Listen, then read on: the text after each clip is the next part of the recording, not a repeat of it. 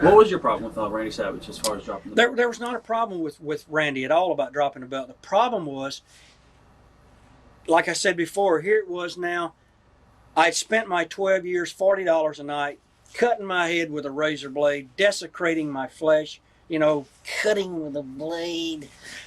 And here I am now doing sellout business all around the country. Everywhere we went, sold out. Honky Tonk Man against Jake Roberts. Honky Tonk Man against Steamboat. Honky Tonk Man against Macho Man Randy Savage. This was sellout business everywhere we went.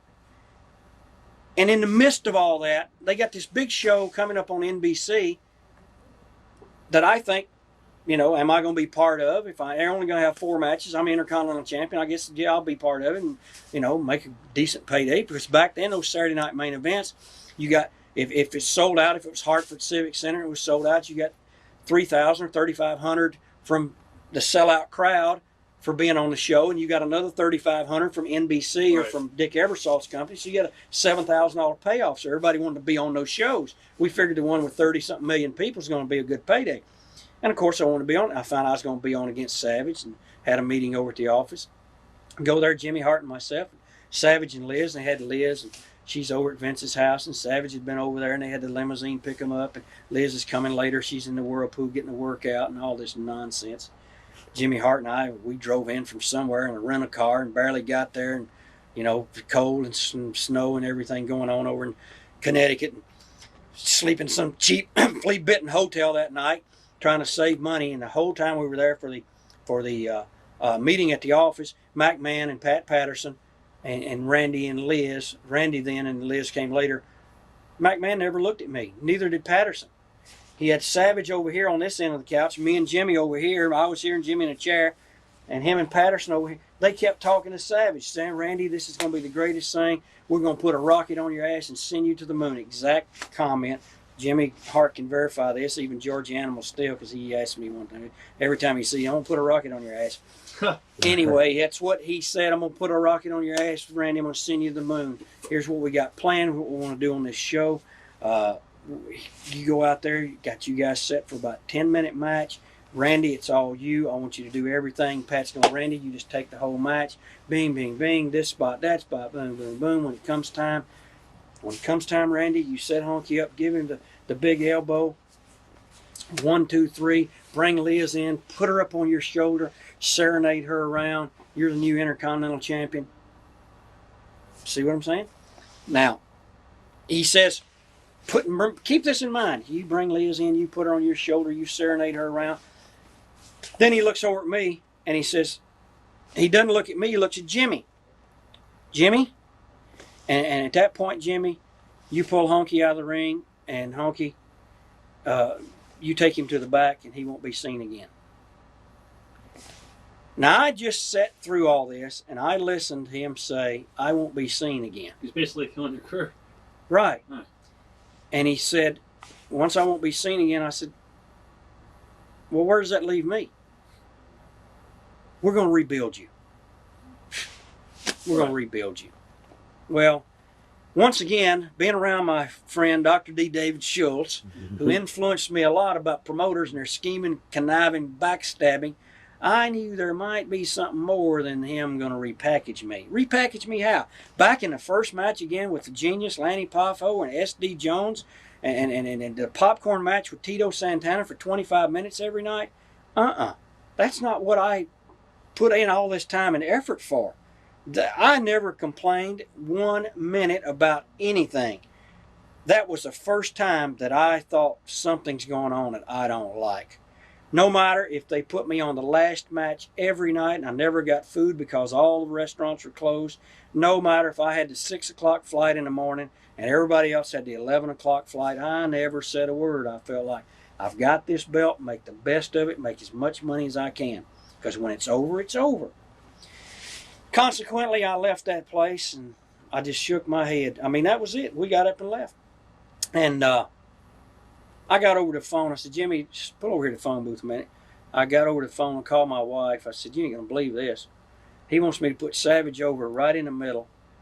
And he said, I won't be seen or heard of again. He's going to repackage me. She said, well, that's nonsense. I said, yeah. We're sold out in advance for the next 2 weeks before this show. It's all sold out everywhere. They've already sold the tickets. Every place we're going already sold out. I said, I don't know what I'm going to do. I don't know. I just don't know. I said, I don't think I'm going to do it. I think I'm going to walk. So we ended up, we worked in Hartford or New Haven that night. New Haven, I think it was, that night, or Hartford, and then flew to Calgary to start a Canadian swing.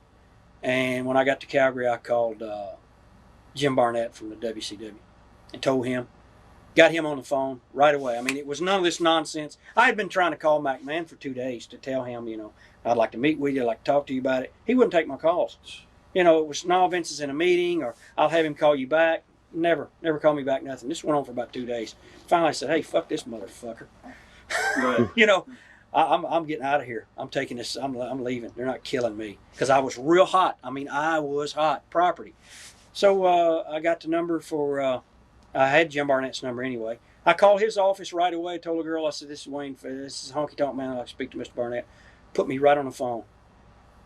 Told him what was going on. He told me, "Son, by all means, whatever you do, do not do that job on national TV. And the next time you call here, you use your real name, okay?"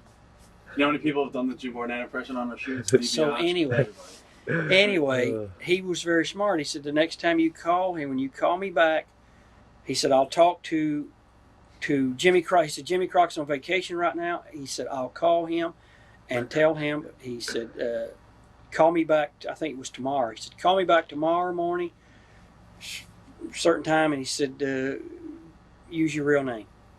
Because, see, the people in the office down there knew my, you know, scuttlebutt would have been, Honky Tonk Man, just call here. So, boom. There was all kind of skullduggery going on between the two offices back then.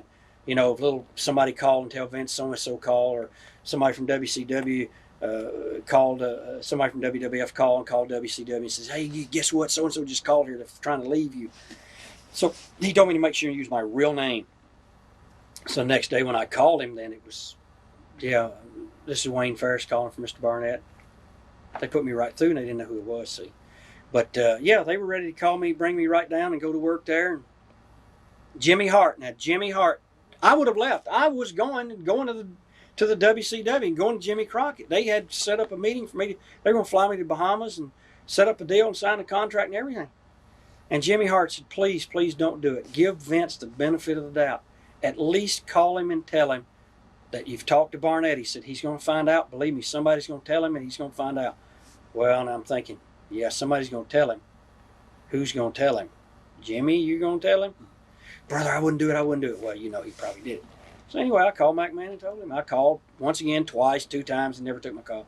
Told Jack Lanza in Winnipeg, I said, listen, Jack, have you heard anything about this Friday night main event? No, I've got to work it. Why? I said, well, you know, Vince, he wants me to drop the belt to Savage, and I've been trying to call Vince for the last 2 or 3 days, and I haven't been able to get in touch with him. He said, well, I'm going to be calling the office in a few minutes. Anything you want me to tell him? I said, yeah. You tell him if he don't call me back, if he don't talk to me, I'm leaving tomorrow and going home and taking the fucking belt with me. 2 minutes later, the phone rang. In a cheap hotel in Winnipeg, McMahon found me. Just that quick. I guess we need to talk. I said, we ain't got anything to talk about. You did all the talking the other day over in the office. And I went ahead and told him everything I just said about how you bring me here, you do all the conversation with them guys. I've done all this, I've done this, I've never complained. I ain't been busted for coke, I ain't been busted for nothing around here. You ain't got me in rehab. I've been a model employee since I came here and did everything I was supposed to do, except this. And that's when I told him if he wanted a fucking belt, he could come to Memphis and get it. What did they do? I forgot. Who did they get? What happened? They ended up, we did, and I told him, I said, there's a million finishes out there, and doing the job in the middle ain't one of them. And he agreed there was a million finishes, and there is a million finishes out there. There's no reason to beat somebody right in the middle unless the guy's leaving the territory. Right. And you're done with him, and that's a deal you made with him. My deal with Vince McMahon was a handshake deal. Treat me good on TV, no jobs on TV. If you put me in a position, if you give me a chance to draw, and I draw, you pay me. If I don't draw anything, you don't owe me anything, and I'll leave. That's not a bad deal. And that was our handshake deal we had. It was all in a handshake, and I was the one that made it.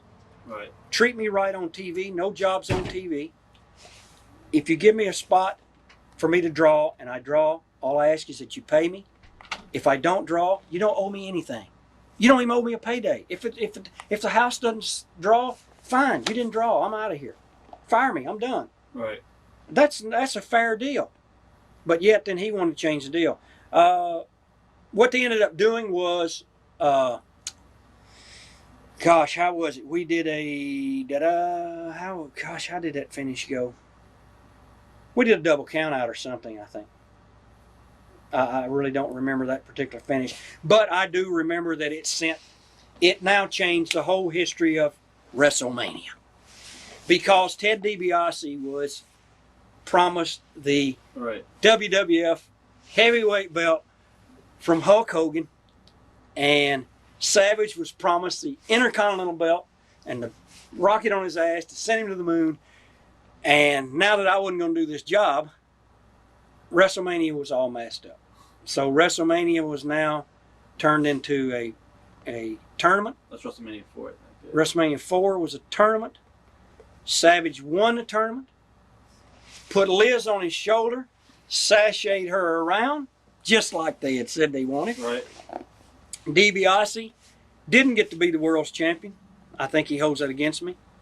It's not personal, it was business. I hope Ted understands that.